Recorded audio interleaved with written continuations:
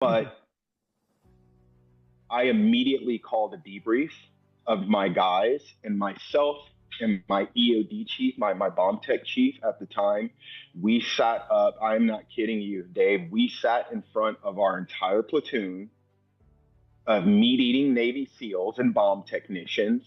Um, and we cried. We explained to them how badly they had scared us. We explained to them that you guys don't get it.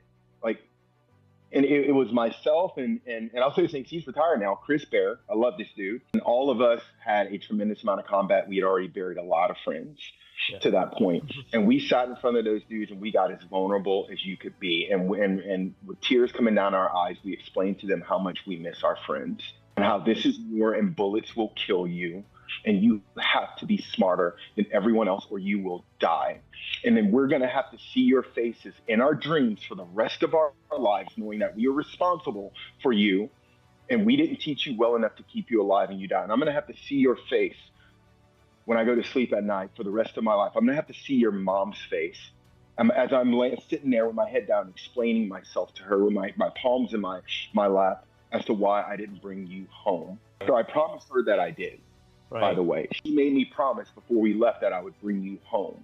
Because 14 of the 20, I'm sorry, a total of 17 of the 22 of us were brand new guys. These guys were on their first deployment, let alone their first experience with combat, real combat. And so I think we got the job done. You know, it was a very still, very powerful, very energetic room.